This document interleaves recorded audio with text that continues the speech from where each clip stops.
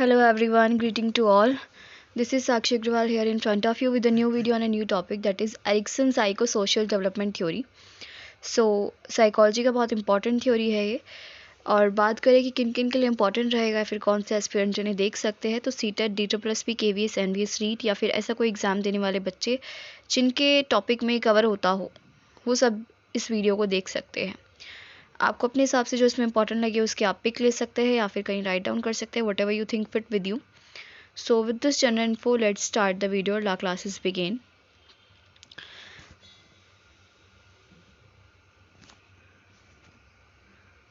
सबसे पहले क्या है कि हम इसमें आज एरिक एरिक्सन की 8 स्टेजेस पढ़ेंगे और देखेंगे कि उन्होंने 80s अपनी जो टोटल 8 स्टेजेस हैं उसमें क्या क्या कहा है। तो आप देख सकते हैं स्टेजेस आपकी कुछ इस प्रकार की होंगी। ट्रस्ट वर्सेस मिसट्रस्ट, जो कि इन्फेंसी का होगा, इसका आप पिक ले सकते हैं। ये इस पिक से बहुत इजी हो जाएगा याद करना। आगे चलते हैं।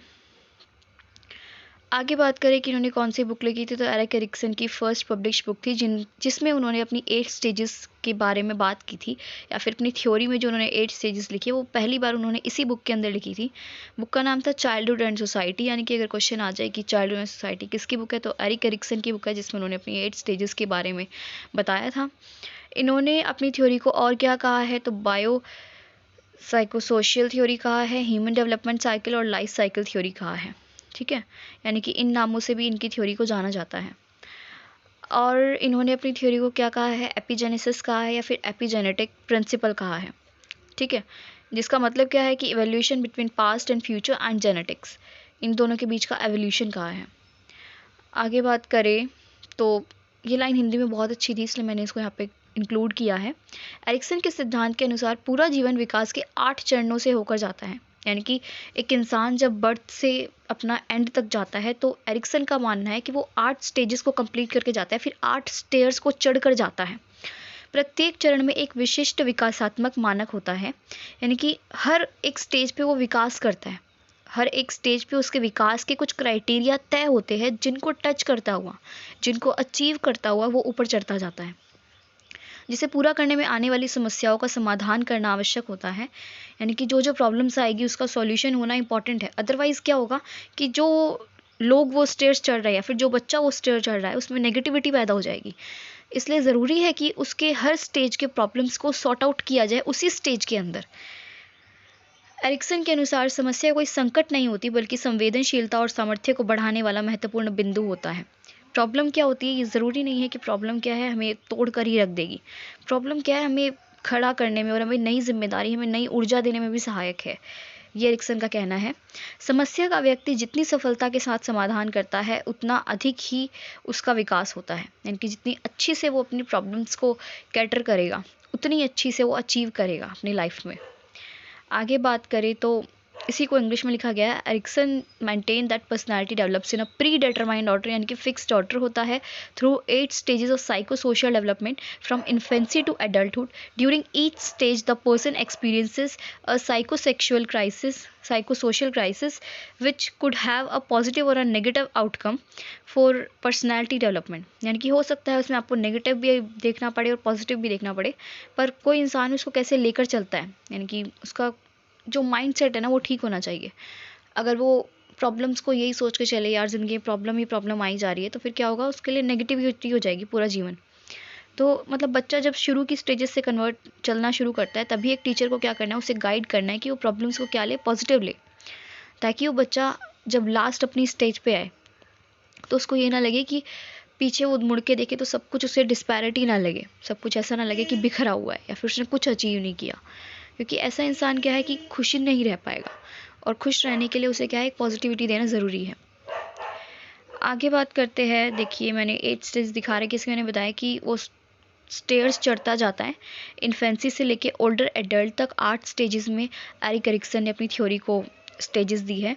Trust versus mistrust, autonomy versus shame and doubt, initiative versus guilt, industry versus inferiority, identity versus role confusion, intimacy versus isolation, generativity versus stagnation और integrity versus despair, increases in complexity. यानी कि जैसे जैसे वो ऊपर चढ़ता जाएगा वैसे वैसे कम्प्लेक्सिटी इंक्रीज होती जाएगी। इन्फेंसी है, फिर टॉडलर आएगा, फिर प्री स्कॉलर, फिर ग्रेड स्कॉलर, फिर टीनेजर, फिर यंग एडल्ट, फिर मिडिल एज अडल्ट और फिर ओल्डर एडल्ट। सो इस तरीके से साइको सोशल डेवलपमेंट की अपनी स्टेजेस चलेंगी। सो इनके बारे में एक एक के बारे में अच्छे से जानते हैं आगे। सबसे पहले अपना क्या है, ट्रस्ट वर्सेस मिसट्रस्ट आएगा। इसमें क्या होता है, बच्चा बर्थ से 18 महीने तक के अंदर होता है। इसमें क्या है कि एक बच्चा जब जन्म लेता है तो अपने पेरेंट्स के अंदर रहता है, अपने पेरेंट्स के सानिध्य में रहता है, फिर अपने पेरेंट्स के अंदर रहता है। तो अगर उस बच्चे को अपने पेरेंट्स के अंदर पूरा सपोर्ट मिलेगा, पूरा लव मिलेगा, पूरा केयर मिलेगा, उसे किसी चीज़ की परेशानी नहीं होगी, तो बच्चा क्या करेगा आगे, उसको पॉजिटिविटी रहेगी, उसको लगेगा कि हाँ उसके पास हमेशा कोई ना कोई होगा केयर करने का, सपोर्ट करने का। If the care the infant receive is consistent, predictable and reliable, they will develop a sense of trust which will carry with them to other relationships and they will be able to feel secure even when threatened। यानी कि अगर बाद में उन्हें कभी डांट भी पड़ेगी तो भी उन्हें लगेगा कि हाँ ये पॉजिटिव है। क्यों? क्योंकि उनके साथ कोई ना कोई है। If these needs are not consistently met, mistrust, suspicion and anxiety may develop। अगर ऐसा नहीं होता है, यानी कि इसका अपोजिट होता है कि बच्चे को कंसिस्टेंट नहीं है लव या फिर सपोर्ट या फिर केयर, तो वो क्या करेगा, मिसट्रस्ट अपने अंदर एक बना लेगा कि नहीं मुझे किसी पर यकीन नहीं करना चाहिए, एंजाइटी होती रहेगी उसे। Success in this stage will lead to the virtue of hope. अगर बच्चा इस स्टेज में सक्सेस करता है तो उसको एक होप मिलती है कि हाँ आगे भी उसके साथ हर स्टेज पर कोई ना कोई होगा। Failing to the required the virtue of hope will lead to the development of fear. अगर बच्चा इस एज में डर जाता है, उसे प्रॉपर केयर नहीं मिलती, तो बच्चे को लगेगा कि आगे भविष्य में भी यही होने वाला है और उसे केयर नहीं मिलेगा और वो डर डर के रहेगा। आगे बात करें, सेकेंड स्टेज आती है अपनी autonomy versus shame and doubt. इस स्टेज में क्या होता है कि बच्चा पर्सनल कंट्रोल पे ज़्यादा फोकस करता है फिजिकल स्किल के अलावा। जैसे कि देखा जाए तो children at this stage are focused on developing a sense of personal control और physical skills and a sense of independence. बच्चा क्या करता है कि चाहता है कि वो खुद से कुछ कर सके, यानी कि अपने आप अपना काम कर सके, मतलब वो उड़ना चाहता है, थोड़ी आज़ादी चाहता है।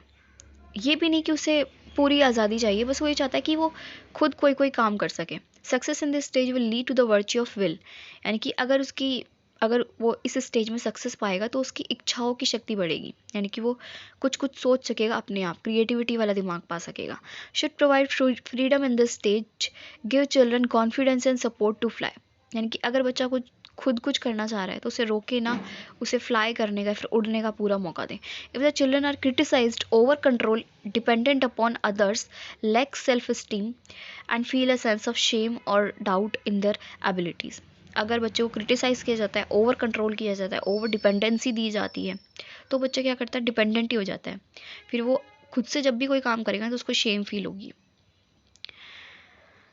आगे इसको कंटिन्यू किया गया, जैसे कि एग्जांपल लिया गया है, during this stage children began to assert their independence by walking away from their mother, picking which toy to play with and making choices about what they like to wear, to eat etcetera. यानी कि बच्चा क्या करता है, अपनी dresses खुद निकालेगा कि मम्मी आज मैं ये पहनूंगा, या फिर अपनी माँ का हाथ छुड़ा के चलेगा। तो ये सारे काम वो करना चाहेगा। अब एक तो तरीका क्या हो सकता है कि उस बच्चे को मार के उसका हाथ वापस पकड़ ले उसकी माँ, पर दूसरा तरीका क्या हो सकता है कि उसकी माँ उसे फॉलो करे। यानी कि दोनों तरीके से सेफ्टी तो मिल ही रही है ना उसे, तो क्यों ना दूसरा वाला तरीका ही अपनाया जाए कि उसको फॉलो करा जाए। इससे क्या होगा कि बच्चा डिपेंडेंट होगा। ठीक है, अगर उसे बार बार ओवर कंट्रोल किया जाएगा तो वो डिपेंडेंट हो जाएगा, पर अगर उसे थोड़ी सी फ्रीडम मिली जाएगी with support, with guidance, with facilitation, तब उसमें क्या होगा, इंडिपेंडेंसी डेवलप होगी। The aim has to self control with the loss of self esteem. Gross ने लाइन कही थी 1992 में। उन्होंने क्या कहा था कि ये जो कॉन्सेप्ट है ना, इसका मतलब क्या है कि सेल्फ कंट्रोल तो करना है पर उसमें सेल्फ एस्टीम नहीं खोना। और बात करें तो 18 मंथ से 3 साल तक के बच्चे इसके अंदर इंक्लूड किए जाते हैं। आगे देते हैं इनिशिएटिव वर्सेस गिल्ट। इस स्टेज में क्या होता है, एक बच्चा थोड़ा सा बड़ा हो जाता है, उसके स्कूल ईयर्स स्टार्ट हो जाते हैं। ठीक है, बच्चा क्या करता है, स्कूल जाना शुरू कर देता है। स्टार्ट इनिशिएटिव इन प्ले, या फिर फ्रेंड्स में लीडिंगशिप करेगा, डिसीजन मेकिंग करेगा, दूसरे फ्रेंड्स को कुछ एडवाइस करेगा। अगर पूरे ग्रुप को कोई टास्क मिला है तो बच्चा कोशिश करेगा कि वो उस ग्रुप का लीडर हो जाए। ठीक है, अगर वो ऐसा कर रहा है और हम उसे रोक रहे हैं तो उसके अंदर एक गिल्ट डेवलप होगा कि नहीं भाई वो कुछ नहीं कर सकता। In this stage child like to ask more and more question, यानी कि एक बच्चा इस स्टेज में क्या करता है, ज़्यादा से ज़्यादा क्वेश्चन पूछता है, पेरेंट्स से भी, टीचर से भी। तो अगर वो लोग उसे क्रिटिसाइज़ करेंगे या फिर उसे रोक देंगे, उसे बोल देंगे कि इसके क्वेश्चन न्यूंसेस है, फिर बेकार है, बिल्कुल मतलब बेतुक के क्वेश्चन है, तो बच्चा क्या करेगा, एक गिल्ट अपने अंदर बना लेगा और फिर वो कुछ नहीं पूछा करेगा। Too much guilt can make the child slow to interact with others and may inhibit their creativity. अगर बहुत ज़्यादा गिल्ट हो जाएगा उस बच्चे के अंदर तो उसकी क्रिएटिविटी लॉस हो सकती है। Some guilt is of course necessary, otherwise the child would not know how to exercise self-control and to have a conscience. मतलब दोनों का बैलेंस बनाना ज़रूरी, ये भी नहीं कि आप बच्चे के हर क्वेश्चन का, उल्टे पुल्टे क्वेश्चन का भी आंसर देते रहो।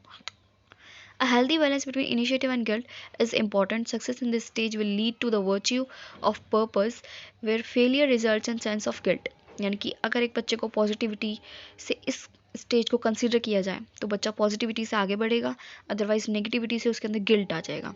पॉजिटिव रहेगा तो इनिशिएटिव उसके अंदर आएगा, वो हर चीज़ को लीड करने की कोशिश करेगा, पीछे हटने की कभी कोशिश नहीं करेगा, रेजिस्टेंस की कोशिश नहीं करेगा। आगे बात करें तो industry versus inferiority. Children are at the stage where they will be learning to read and write, to do sums, to do things on their own. Teachers begin to take an important role of and friends too. इस stage में क्या होता है, बच्चा school तो जा ही रहा होता है, पिछली वाली स्टेज से भी, इनिशिएटिव वर्सेस गिल्ट से भी। इसमें बच्चा स्कूल तो जा ही रहा है, पर इसमें थोड़ी बड़ी बड़ी चीज़ें वो सीखता है, जैसे कि सम्स वगैरह अप्लाई करता है या फिर रीड और राइट करता है। अब उसकी ज़िंदगी में क्या होता है, फ्रेंड्स और टीचर्स का एक इंपॉर्टेंट रोल हो जाता है। ठीक है, चाइल्ड को क्या लगता है कि वो कुछ ऐसा करे कि बाकी बच्चों से वो अलग दिखाई दे। चिल्ड्रन वॉन्ट टू विन, वो जीतना चाहता है हर सिचुएशन में, अपना कोई ऐसा टैलेंट दिखाना चाहता है कि सब उसको ज़्यादा प्यार करें, डिमॉन्स्ट्रेट करता है अपनी लीडिंग पावर को, and want pride in society, अपना एक नाम थोड़ा सा चाहता है सोसाइटी में। If children are encouraged and reinforced for the initiative, they begin to feel industrious and feel confident in their ability to achieve goals. अगर बच्चे को एनकरेज किया जाता है तो वो इनिशिएटिव लेता है और कुछ ऐसा करता है जो कि प्रोडक्टिव हो, इंडस्ट्रीज हो, जिसमें मतलब वो कम्पीटेंट हो, जिसमें दूसरों को कम्पीट कर सके, और वो फील करता है कॉन्फिडेंट। अदरवाइज वो इन्फेरियरिटी फील करता है। Opposition lead to feel inferior, doubting his own abilities and therefore may not reach his or her potential. यानी कि क्या होता है कि अगर उसको रोका जाता है तो अपने पूरे पोटेंशियल को अचीव नहीं कर सकता है। Some failure may be necessary so that the children can develop some modesty. Again, a balance between competence and modesty is necessary. Success in this stage will lead to the virtue of competence. यानी कि ये भी है कि थोड़ा सा balance बनाने की ज़रूरत है। बच्चे को कभी कभी इन्फीरियर फील कराना भी ज़रूरी है। अगर उसने कोई ऐसा काम किया है जो कि इंडस्ट्रीज नहीं है या फिर जिसमें वो अच्छा नहीं कर रहा है, तो उसे बताना भी ज़रूरी है कि वो अच्छा नहीं कर रहा है, चाहे उसे थोड़ा सा लगे, पर एक बैलेंस बनाना ज़रूरी है, क्योंकि अगर एक बैलेंस बनेगा तभी पॉजिटिविटी इंक्रीज़ होगी। अदरवाइज़ आप बच्चे के हर काम को सराहना करते जाएंगे, चाहे वो गलत ही हो, तो फिर बच्चा गलत ही चीज़ सीखेगा। अब अगर हम बात करें कि पिछले वाले और इस वाले में क्या फ़र्क था। पिछला वाला क्या था, अपना इनिशिएटिव वर्सेस गिल्ट था।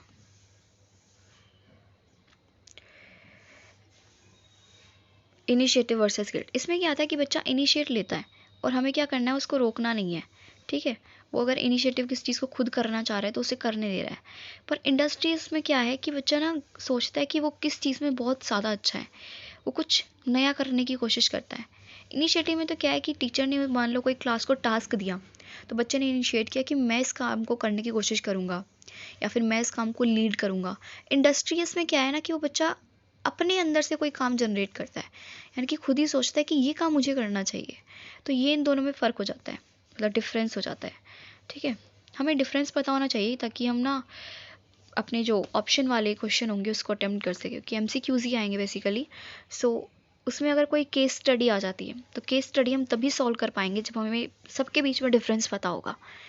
अगला है आइडेंटिटी वर्सेस रोल कन्फ्यूजन। अब बच्चा थोड़ा और बड़ा हो जाता है, एडोलेसेंस में एंटर कर जाता है, 12 to 18 ईयर्स का हो जाता है। अब बच्चा क्या चाहता है कि इसकी एक आइडेंटिटी हो सोसाइटी में, लोग जाने कि अगर उसका नाम कुछ है तो क्यों है या फिर वो क्या है, ऐसा कुछ वो अपना आइडेंटिटी क्रिएट करना चाहता है। During this stage adolescence search for a sense of self and personal identity through an intense exploration of personal values, beliefs, and goals. Erikson suggested that two identities are involved, the sexual and the occupational. यानी कि बच्चा दोनों चीज़ पे गौर करता है कि वो आगे जाके फ्यूचर में क्या करेगा, उसकी कमाई कैसे होगी, वो कितना कमाएगा, प्रेस्टिजियस जॉब होगी या नहीं, ऐसा बच्चा सोचने लगता है। और दूसरा, उसकी प्राइवेट लाइफ कैसी होगी, बच्चे बच्चे सब ठीक होंगे, खुश होंगे, मतलब वो ऐसा कुछ अपने फ्यूचर का सोचने लगता है कि उसका आइडेंटिटी फ्यूचर में कैसी होगी। Success in this stage will lead to the virtue of fidelity, यानी कि अगर इसमें सक्सेस मिलती है तो उसे जीवन में लॉयलिटी का एक अनुभव होता है। और बात करें कि अगर इसका अपोजिट होता है तो ऑब्वियस है कि वो क्या करने लगता है, निराश होने लगता है। इस समय व्यक्ति को इन प्रश्नों का सामना करना पड़ता है कि वो कौन है, वह किससे संबंधित है, उसका जीवन कहाँ जा रहा है, उसकी क्या दिशा है। किशोरों को बहुत सारी नई भूमिकाएं और व्यस्क स्थितियों का सामना करना पड़ता है, जैसे व्यावसायिक और रोमांटिक। यदि इसके सकारात्मक रास्ते पता लगाने का मौका ना मिले तब पहचान की भ्रांति हो सकती है और वो बच्चा भटक सकता है। यानी कि वो बच्चा किस में जा सकता है, रोल कन्फ्यूजन में जा सकता है। उसको कन्फ्यूजन हो सकता है कि उसका कोई रोल है भी इस सोसाइटी में या नहीं है। और इस एज में बच्चे सुसाइड वगैरह भी बहुत अटेम्प्ट करते हैं, क्योंकि उन्हें लगता है कि उनके जीवन में और कुछ नहीं बचा है, तो अपना वैसा कुछ अटेम्प्ट कर सकते हैं। तो इसलिए बच्चों की मदद करना बहुत ज़रूरी है। और वैसे भी एडोलेसेंस को तो स्टैनली हॉल ने भी कहा है कि ये तूफान भरा एक बच्चे की जीवन में स्टेज होता है। आगे बात करते हैं इंटीमेसी वर्सेस आइसोलेशन की। ये अपना होता है 18 से 40 साल तक। Intimate loving relationship commitments with other than family members. इसमें बच्चा क्या करता है, इंटीमेट यानी कि दूसरे लोगों से, परिवार के अलावा किसी लोग से इंटीमेट रिलेशनशिप रखने की कोशिश करता है। लविंग रिलेशनशिप, कमिटमेंट्स करता है बच्चा। Successful completion of this stage can result in happy relationship and a sense of commitment, safety and care with the relationship. अगर बच्चे को इसमें सक्सेस मिलती है तो बच्चा क्या करता है, कमिटमेंट्स को सीरियस लेता है, यानी कि अगर उसने कुछ कहा उस बात की सीरियसनेस को समझता है। और avoiding intimacy, fearing commitment and relationship can lead to isolation. और अगर बच्चे को ऐसा सब कुछ नहीं मिलता है तो एक आइसोलेशन, अलगाव की स्थिति में चला जाता है। उसको लगता है कि उसका साथी कोई नहीं है या फिर उसको पैम्पर करने वाला कोई नहीं है, ऐसा उसको लगने लगता है। Success in this stage will lead to the virtue of love, यानी कि अगर एक बच्चे को इस चीज़ में, इस स्टेज में सक्सेस मिलती है तो वो एक प्यार का अनुभव महसूस करता है। Generativity versus stagnation. जनरेटिविटी क्या होती है, बेसिकली प्रोडक्टिविटी होती है। इस स्टेज में बच्चा क्या होता है कि जब बच्चा बड़ा हो जाता है, वो एडल्टहुड में चला जाता है, 40 to 65 में आ जाता है। इस स्टेज में बच्चा सोचने लगता है अपने बच्चों के बारे में कि उसके बच्चे कुछ काम करेंगे या नहीं करेंगे, सोसाइटी में अपना कोई नाम करेंगे या नहीं करेंगे, उसके बच्चे जो है वो उसके लिए कुछ करेंगे या नहीं करेंगे, क्या वो सोसाइटी में कंट्रीब्यूशन कर सकेंगे। ये सारी चीज़ें उसके दिमाग में आने लगती हैं, और ऐसा नहीं होता तो वो स्टेग्नेशन की तरफ चला जाता है। Psychologically, generativity refers to making your mark on the world through creating or nurturing things that will outlast an individual. वो सोचता है कि वो सोसाइटी में एक मार्क क्रिएट करके जाए। Success leads to feeling of usefulness and accomplishment, while failure results in shallow involvement in the world. अगर सक्सेसफुल होता है बच्चा तो वो क्या करता है, ऐसा फील करता है कि वो इस सोसाइटी के लिए यूजफुल था, कोई काम करने लायक था। By failing to find a way to contribute we become stagnant and feel unproductive. अगर एक बच्चा इसमें फेल हो जाता है तो उसको अनप्रोडक्टिविटी फील होती है, उसको ऐसा लगता है कि वो सोसाइटी के लिए कुछ नहीं कर सका, उसकी प्रोडक्टिविटी जीरो रही, उसके बच्चों ने कोई सोसाइटी में कंट्रीब्यूशन नहीं किया। Success in this stage will lead to the virtue of care. अगर ऐसा होता है, वो बच्चा सक्सेस पाता है इसमें, तो उसको केयर का एक अनुभव महसूस होता है। आगे बात करते हैं ego integrity and versus despair. ये अपनी लास्ट स्टेज हो जाती है एरिक एरिक्सन की। इसमें उसने क्या कहा है कि अभी 65 से एंड और डेथ तक है, यानी कि इसमें क्या होता है, इंसान क्या होता है, अपना वेला बैठा होता है, यानी कि उसकी लास्ट की स्टेजेस है, जब वो बेसिकली रिटायर हो जाता है तो कुर्सी पे बैठ के वो अपना सोचता है कि उसका पिछला जीवन कैसा रहा। वो पीछे के अपने जो भी मेमोरीज है उन टुकड़ों को इकट्ठा करता है और बैठ के उन पे ध्यान लगाता है कि क्या उसका जीवन अच्छा रहा, जैसा उसने सोचा सब कुछ वैसा ही चला। Individuals who reflect on their life and regret not achieving their goals will experience feelings of bitterness and despair. यानी कि कई बूढ़े इंसान आपने देखे होंगे जो कि मतलब गुस्से में रहते हैं या फिर ना डांटते से रहते हैं, तो वो क्या होता है, बेसिकली उनको लगता है कि उन्होंने अपने जीवन में कुछ अचीव नहीं किया, या फिर वो किसी बात से निराश होते हैं। वो निराशा उनके गुस्से में झलक रही होती है। और अगर वही क्या हो कि एक इंसान पॉजिटिविटी से रहा हो, उसने अपने टुकड़ों को, अपने मेमोरीज को जोड़ा हो, एंड देन ही फाइंड कि उसने जीवन बहुत ही ब्यूटीफुली बिताया है, तो बहुत खुश हो जाता है। तो कोशिश क्या करनी चाहिए कि स्टार्टिंग से एक बच्चे की जो स्टेजेस है वो ऐसी चलनी चाहिए कि हर स्टेज पे तो पहले उसकी प्रॉब्लम का सॉल्यूशन उसे दे दिया जाए। और इस तरीके से नहीं कि आप उसे सर्व कर रहे हो उसके सॉल्यूशन, उसी को ढूंढवाया जाए। मतलब वो ही क्या हो, एक्टिवली एक्सप्लोर कर रहा हो अपनी प्रॉब्लम का सॉल्यूशन, आप उसको से गाइड करें, फैसिलिटेट करें। ये टीचर का भी काम हो जाता है, पेरेंट्स का भी काम हो जाता है। अगर ऐसा हर स्टेज पे उसको सॉल्यूशन मिलता जाएगा तो ये जो लास्ट स्टेज है वो उसकी बहुत खूबसूरत बीतने वाली है। Of wisdom enables a person to look back on their life with a sense of closure and completeness and also accept death without fear। और वहीं अगर किसी इंसान को लगता है कि उसने पिछला जीवन बहुत खूबसूरत जिया है तो वो बिना फियर के मौत को गले लगाता है। ये सारी अपनी स्टेजेस रही। इसको एक डायग्रामेटिक फॉर्म में फिर से देखना चाहे तो सबसे पहले इन्फेंसी में था ट्रस्ट और मिसट्रस्ट। फिर अर्ली चाइल्डहुड में हमने देखा कि autonomy versus shame and doubt. इसमें जेनाइटल भी केसेस आ जाते हैं कि अगर बच्चा मतलब टॉयलेट वगैरह जाता है और से वो सही से नहीं कर रहा होता है तो अगर पेरेंट्स उसका डांट देते हैं, उसका मजाक उड़ा देते हैं तो बच्चा उसमें शर्म करने लगता है। यहीं क्या करना चाहिए कि उसको सिखाना चाहिए कि कैसे उसे करना है। तब क्या होगा कि वो शेम और डाउट की फीलिंग में नहीं जाएगा और ऑटोनॉमी में आएगा, यानी कि स्वायत्तता में आएगा, खुद करने की कोशिश करेगा। प्री स्कूल में इनिशिएटिव वर्सेस गिल्ट। बच्चा इनिशिएट करने की कोशिश करता है, लीडरशिप करने की कोशिश करता है, वहीं अगर उसे रोक दिया जाए तो गिल्ट में चला जाता है, उसको लगता है नॉनसेंस है, वो नहीं कर सकता है। स्कूल एज में क्या है, इंडस्ट्री वर्सेस इन्फेरियोरिटी। इंडस्ट्रीज यानी कि वो कुछ क्रिएटिव करने की कोशिश करता है, कुछ सोचता है कि वो ऐसा क्या इंडस्ट्रीज करे, ऐसा क्या कंपीटेंट करे जिससे वो लोगों को से ज़्यादा अच्छा कर सकता है। Adolescence identity versus role confusion. बच्चा अपनी आइडेंटिटी सोचने लगता है कि मैं कौन हूँ, मैं क्यों आया हूँ, मेरा लक्ष्य क्या है, मुझे क्या करना है। ये सब में अगर उसको हेल्प मिल जाती है, अगर पॉजिटिविटी से इसको अचीव कर लेता है तब तो वो आइडेंटिटी को अचीव कर लेता है। अदरवाइज वो अपने रोल के कन्फ्यूजन में चला जाता है कि उसका रोल ही क्या है उसको नहीं पता है। Next is young adulthood, intimacy versus isolation. बच्चे की एज क्या होती है इसमें, वो एक पारिवारिक सुख खोजने लगता है, वो उसको मिल जाता है तो ठीक है, वरना वो अलगाव में चला जाता है। मिडिल एडल्टहुड, बच्चा अपने मतलब बच्चा एडल्टहुड में चला जाता है, वो अपने बच्चों के लिए सोचने लगता है कि उसके बच्चे क्या सोसाइटी में उसका कुछ कर पा रहे हैं या फिर सोसाइटी को कंट्रीब्यूट कर पा रहे हैं किसी तरीके से। Next is maturity. जैसे कि आपको शीशा दिख रहा है कि अपने पीछे शीशे में जाके देखता है वो कि उसने ज़िंदगी में कुछ किया है या नहीं किया है। सो with this our video end. I hope you like the video. If you like the video, please press the thumbs up button or share the video and subscribe my channel. And yeah, of course, have a nice day. So okay, आप slides एक बार देख सकते हैं, pics वगैरह I am sure आपने ले ली होगी।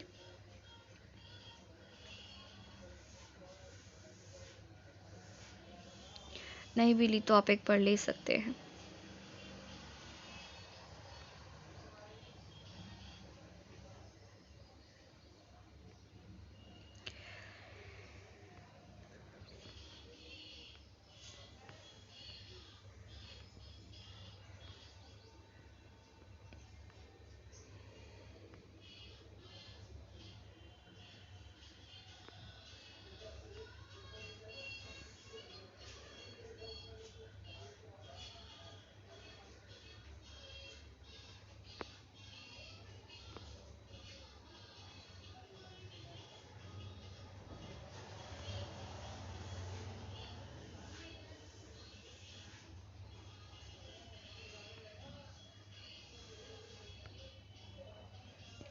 Okay everyone, so bye bye.